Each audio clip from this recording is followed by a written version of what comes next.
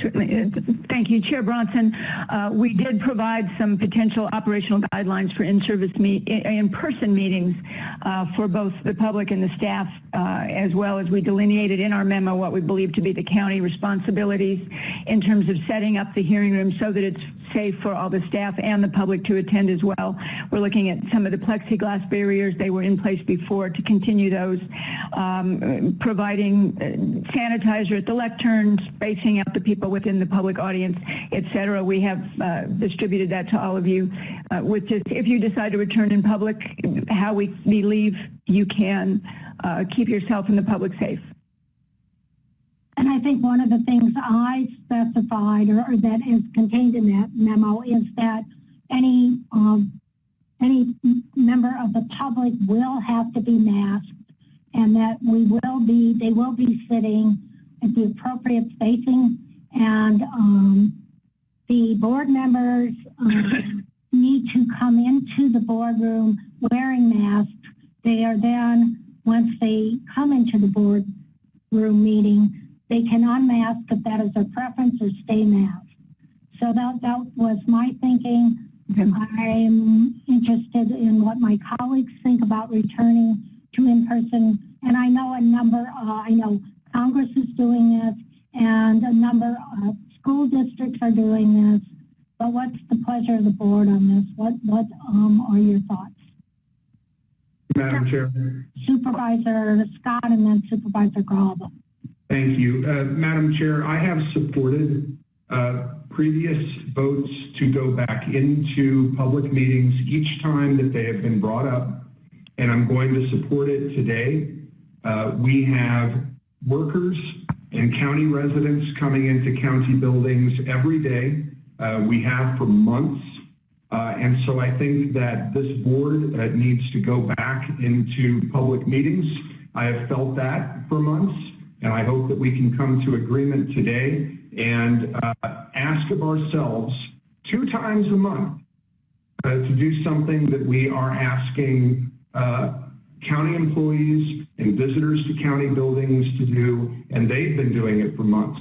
So I hope that we can come to some consensus today at long last and resume public meetings, and I thank you, Madam Chair, for putting together what I hope is finally a compromise proposal that will win the support of the majority of my colleagues.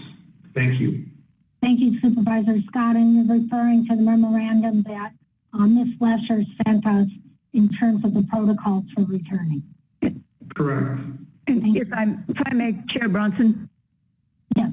Chair, I'm noticing that one of the comments that you made at the beginning of this discussion, I want just to clarify.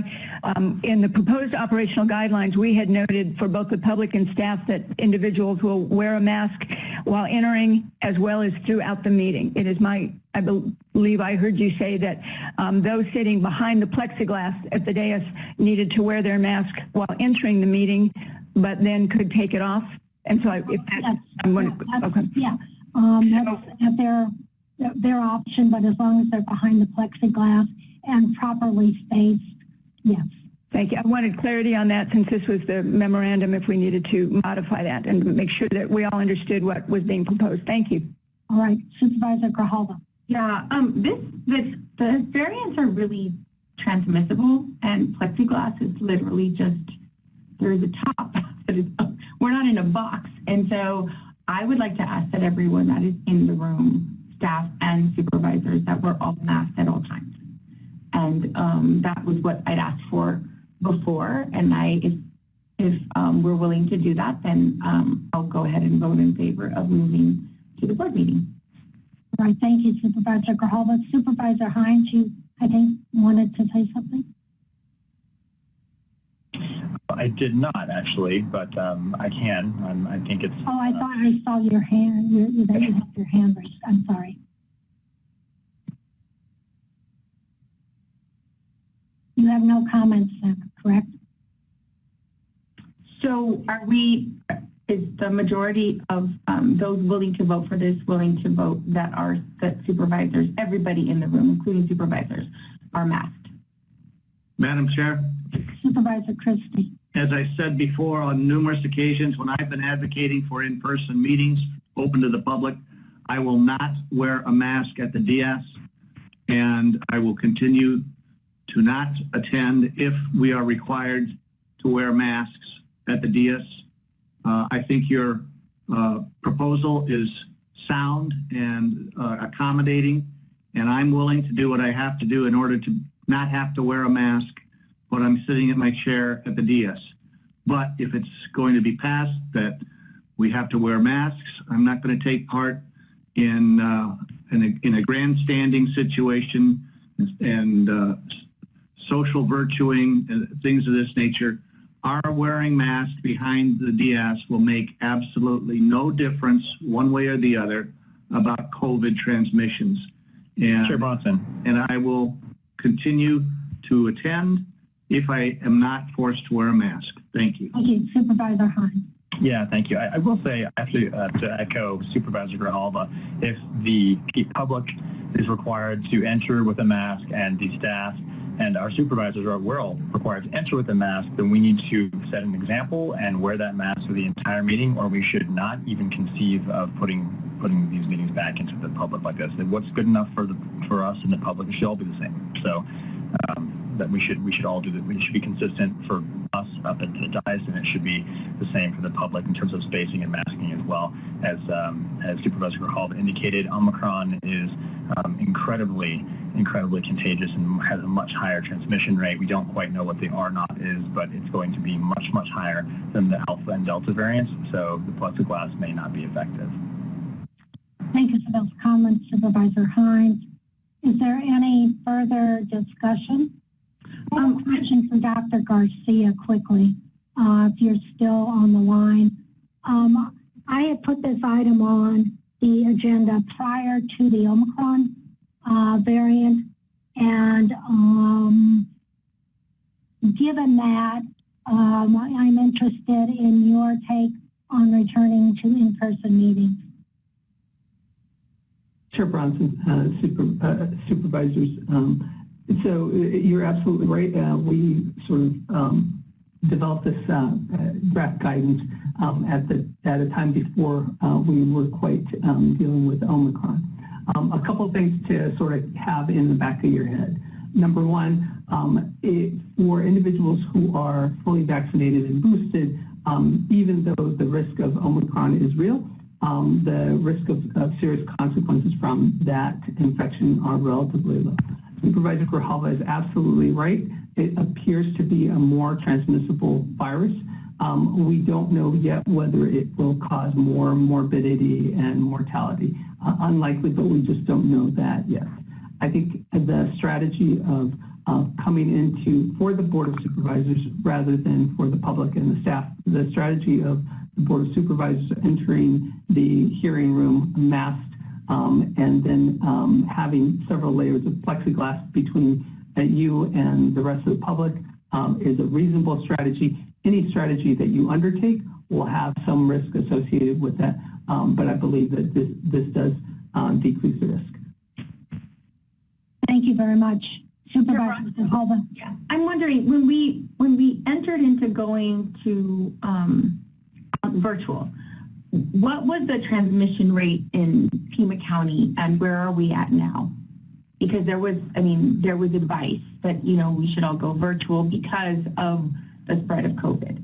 And so if we have the data on where we were and where we are now, I'm wondering if you can compare those numbers.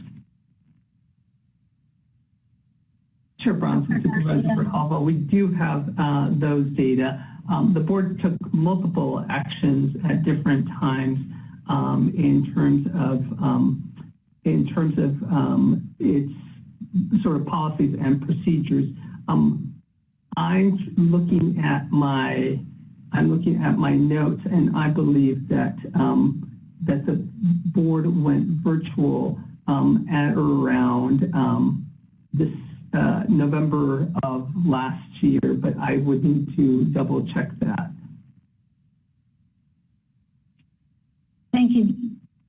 You know what I'm going to do at this point? I really would like to go back into in-person meetings beginning in January, but given the new variant, I'm going to continue this item till our first meeting in January, and we can stay virtual in our first meeting, and then once we have more information on this new variant, we may want to, at our second meeting, resume in-person meetings. But again, this item was placed on the agenda prior to the new variant. So if there are no objections from fellow board members, I'm just going to ask that we continue this item for action or discussion and action at our first meeting in January, and that first meeting be virtual. Are there any objections? All right, so we'll continue this item to our first meeting in January, and our first meeting will be virtual. Chair Bronson, I would ask when the item comes back if we can get that data from the health department about where we were, where we are, and also, how we're doing with our hospital capacity. So, I think those numbers are important because it's not just about the 5 of us getting into a room, and conducting meetings in person. We're encouraging community members to come in, and I do think that we should set an example. So, as much, we keep talking about that, where this is going to be a data-driven decision. I think that information would be very helpful. Thank you. Yeah, that was my intent. Thank you. Thank you. Thank you for continuing this. Madam Chair, just one quick comment. I'm just hoping that by postponing this, the real reason for postponing it is because my colleagues don't want to have to face the public in person, and they're avoiding that. I'm hoping that that's not the reason. That seems like there's a lot of data and issues surrounding this, clouding it. But I'm wondering, and I'm hoping that the reason why we're not going back to in-person meetings is because my colleagues don't want to face the public in person. Thank you.